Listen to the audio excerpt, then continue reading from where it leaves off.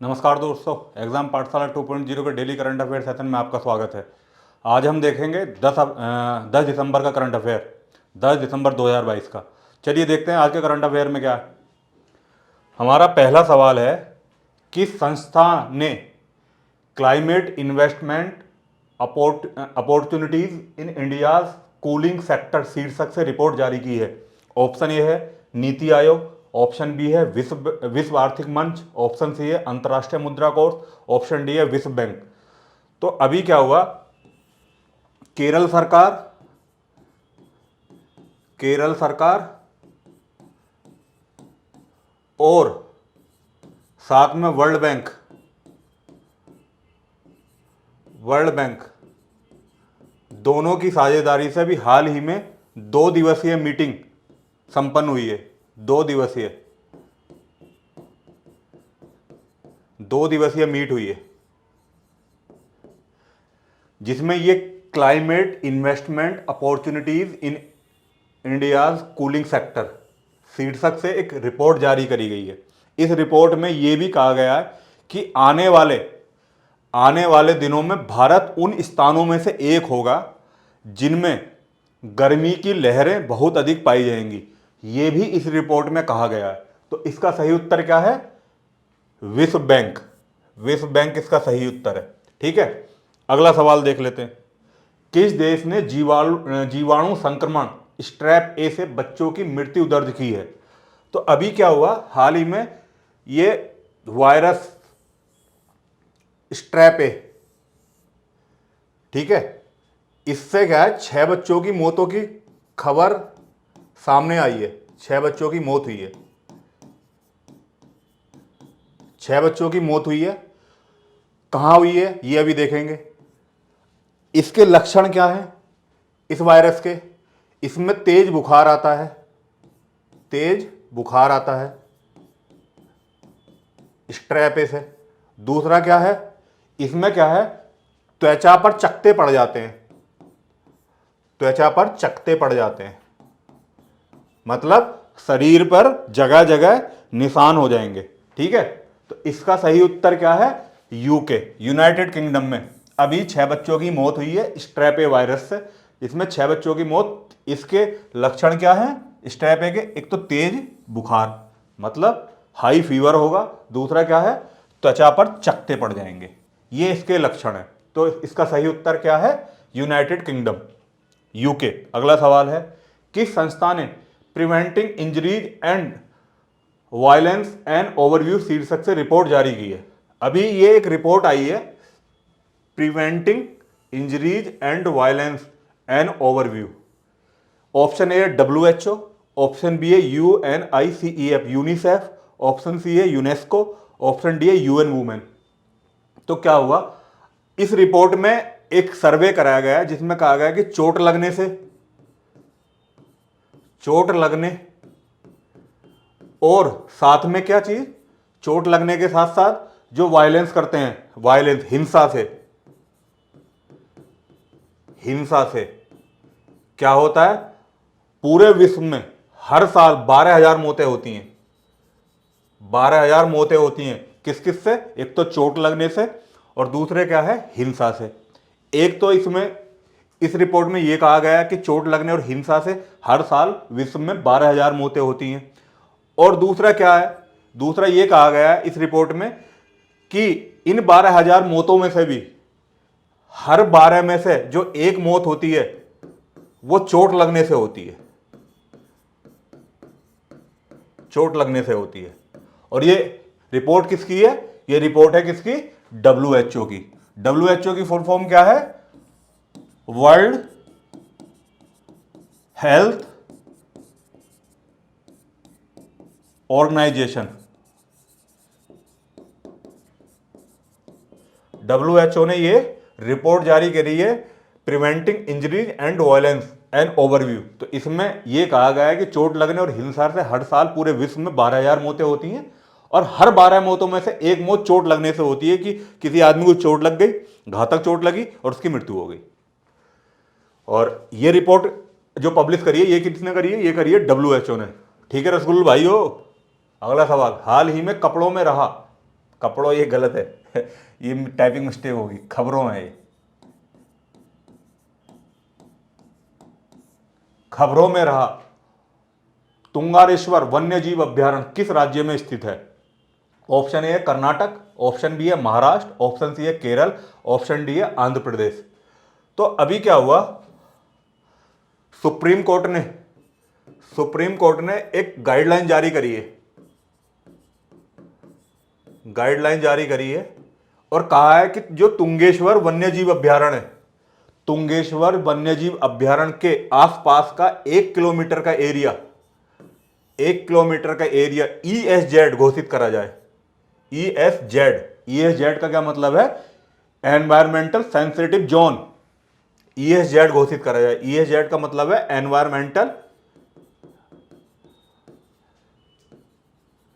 Environmental sensitive zone घोषित करा जाए, यह सुप्रीम कोर्ट ने कहा है। तो ESZ अनिवार्य है, यह जरूरी है, तो इस वजह से यह तुंगेश्वर वन्यजीव अभयारण्य ये चर्चा में रहा है। और ये कहां पे है? इसका सही उत्तर क्या है?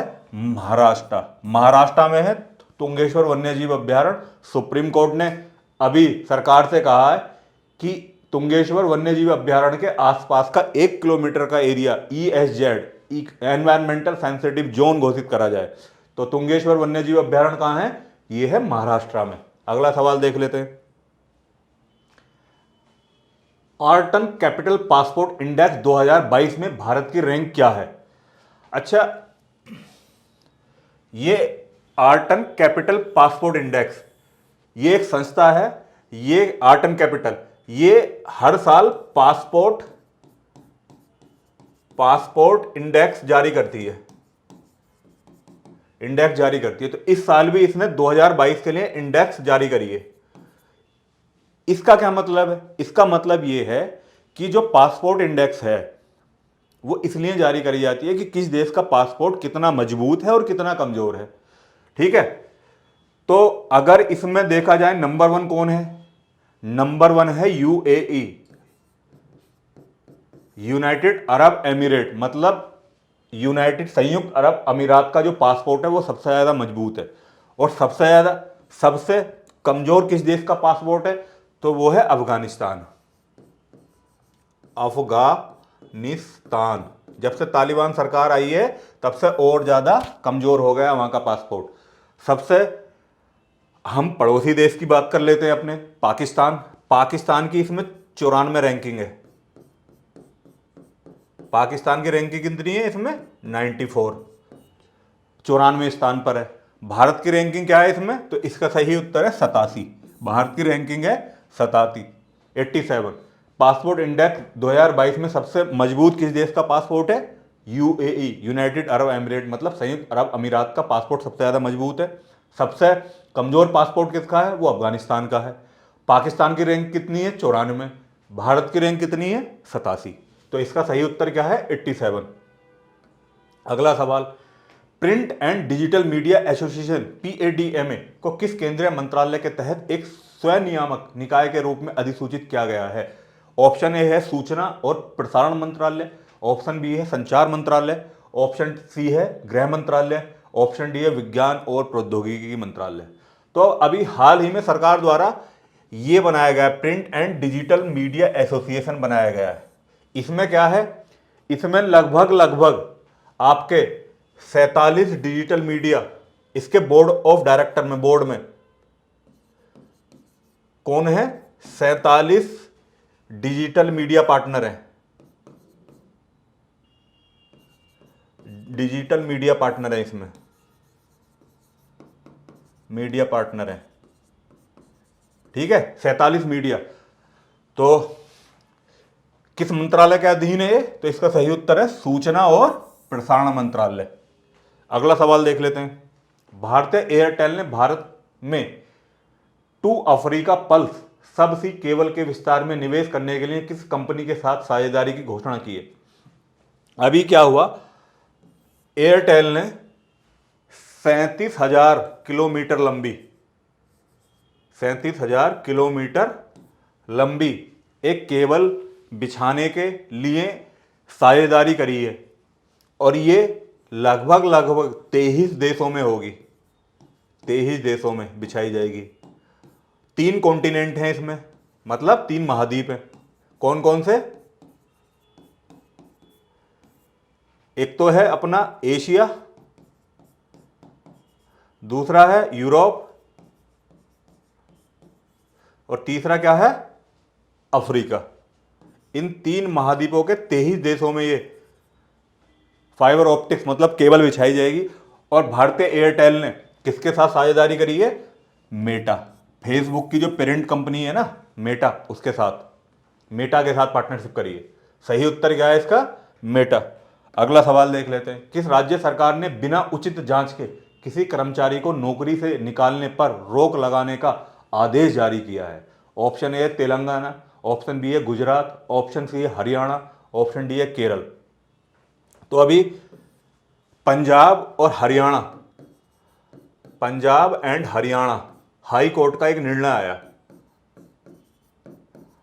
हरियाणा हाई कोर्ट का एक निर्णय आया। उन्होंने ये कहा कि जो अधिकारी हैं वो कर्मचारियों को जबरदस्ती निकाल रहे हैं और वो संविधान के अनुच्छेद 311 वन बी का उल्लंघन कर रहे हैं। ये अभी किसने कहा है? पंजाब और हरियाणा हाई कोर्ट ने कहा है। क्या कहा है? कि जो अधिकारी हैं वो संविधान के अनुच्छेद 311 वन बी की अनदेखी कर रहे हैं। तो ये आर्टिकल इंपॉर्टेंट हो जाता है, 311 वन बी, इसका उल्लंघन करके अधिकारी कर्मचारियों को बर्खास्त कर रहे हैं। ये अभी निर्णय आया है किसका? पंजाब और हरियाणा हाई कोर्ट ने कहा है, एक आदेश आया है। तो अब इस तरीके से बिना इंक्वायरी के आप किसी भी कर्मचारी को नहीं निकाल सकते, ये पंजाब और हरियाणा हाई कोर्ट ने कहा है। तो इसका सही उत्तर क्या है? हरियाणा। अनुच्छेद 311 वन बी हमेशा याद रख लेना, बहुत इंपॉर्टेंट है। अगर तुम सरकारी नौकरी में जा रहे हो ना तो यही बचाएगा तुम्हें, 311 वन बी। अगला सवाल, Indian Institute of Remote Sensing IIRS किस राज्य ओब्लिक केंद्र शासित प्रदेश में स्थानिक डाटा इंफ्रास्ट्रक्चर जियो पोर्टल विकसित करने जा रहा है? Option A Andhra Pradesh, option B है लद्दाख, ऑप्शन सी है सिक्किम, ऑप्शन डी है महाराष्ट्र। तो लद्दाख के साथ ये साझेदारी हुई है और ये क्या करेगा? Indian Institute of Remote sensing, इसमें जो लद्दाख की जमीन है, जमीन भू विश्लेषण ओब्लिक भू विश्लेषण इसका डाटा रखेगा ये। तो इसका सही उत्तर क्या है? जियो पोर्टल विकसित करने जा रहा है किसका? लद्दाख। इसका सही उत्तर है लद्दाख। अगला सवाल देख लेते हैं।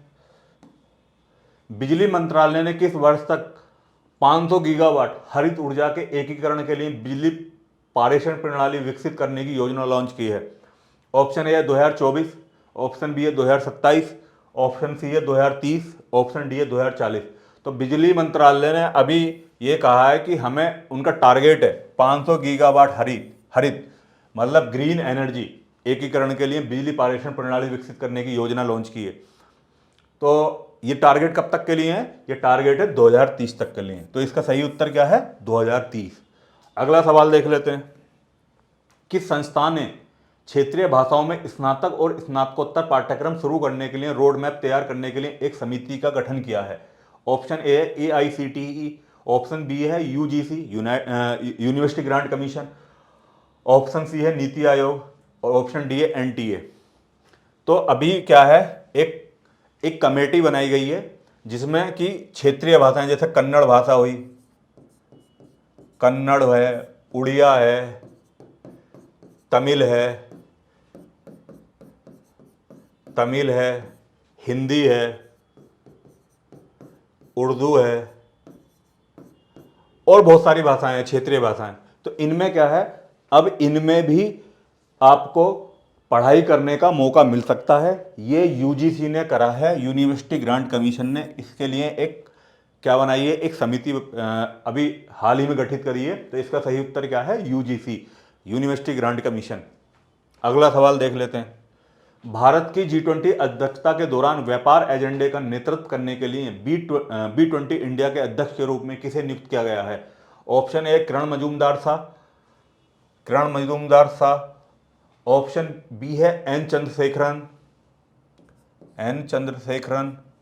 ऑप्शन सी है उदय कोटक, ऑप्शन डी है रतन टाटा। तो टाटा ग्रुप के ये अध्यक्ष हैं, टाटा ग्रुप के अध्यक्ष हैं, ग्रुप के अध्यक्ष। इन्हें अभी G20 अध्यक्षता के व्यापार एजेंडा का नेतृत्व करने के लिए B20 इंडिया के अध्यक्ष के रूप में घोषित किया गया। ये कौन है? इनका नाम है एन चंद्रशेखरन को करा गया है। तो सही उत्तर क्या है इसका? एन चंद्रशेखरन। एन चंद्रशेखरन को क्या करा गया है? टाटा समूह के ये अध्यक्ष हैं और G20 के अध्यक्षता के दौरान व्यापार एजेंडे का नेतृत्व करने के लिए B20 इंडिया के अध्यक्ष के रूप में इन्हें नियुक्त किया गया है, एन चंद्रशेखरन को। फिलहाल में अभी टाटा ग्रुप के अध्यक्ष हैं। अगला सवाल देख लेते हैं। BPCL के पूर्व अध्यक्ष अरुण कुमार सिंह को किस संगठन का अध्यक्ष और प्रबंध निदेशक नियुक्त किया गया है? ऑप्शन ए है PFC, ऑप्शन बी है ONGC, ऑप्शन सी है SAIL मतलब सेल, ऑप्शन डी IOCL। तो अभी क्या करा गया है कि इनका 3 साल का कार्यकाल होगा, अरुण कुमार सिंह का 3 साल का कार्यकाल। अपना पदभार ग्रहण करने से 3 साल तक ये अध्यक्ष रहेंगे। किसके रहेंगे? पदभार ग्रहण करने से 3 साल तक ये अध्यक्ष रहेंगे। किसके रहेंगे? ONGC के। तो इसका सही उत्तर है रसगुल्लो, ONGC। ठीक है, ONGC के अध्यक्ष रहेंगे ये अरुण कुमार सिंह। इन्हें नियुक्त करा गया अभी अध्यक्ष। अगला सवाल देख लेते हैं। सूचना एवं प्रसारण मंत्रालय ने किस कंपनी से ऑनलाइन सट्टेबाजी के विज्ञापनों का प्रकाशन बंद करने के लिए कहा है? Option A Meta, option B है ट्विटर, ऑप्शन सी है गूगल, ऑप्शन डी है टेलीग्राम। आपने देखा होगा ड्रीम 11 है ऑनलाइन सट्टेबाजी ऐप एक। दूसरे बहुत सारे ऐप चल रहे हैं। एक है अपनी टीम बनाओ, बहुत सारे हैं। तो अभी क्या है, सूचना और प्रसारण मंत्रालय ने ये कहा है कि आप सट्टेबाजी के विज्ञापन ना करें। किस कंपनी से कहा है? गूगल से कहा है। तो इसका सही उत्तर है जलेबियो गूगल से कहा है। अगला सवाल देख लेते हैं। टाइम पत्रिका द्वारा 2022 पर्सन ऑफ द ईयर के रूप में किसे नामित किया गया? टाइम पत्रिका, याद रख लेना, 2022 का पर्सन ऑफ द ईयर बहुत बार पूछा गया है ये सवाल। किसे? Option A Elon Musk, option B है जो बाइडेन अमेरिका के राष्ट्रपति, ऑप्शन सी है जेलेंस्की। इनका पूरा नाम है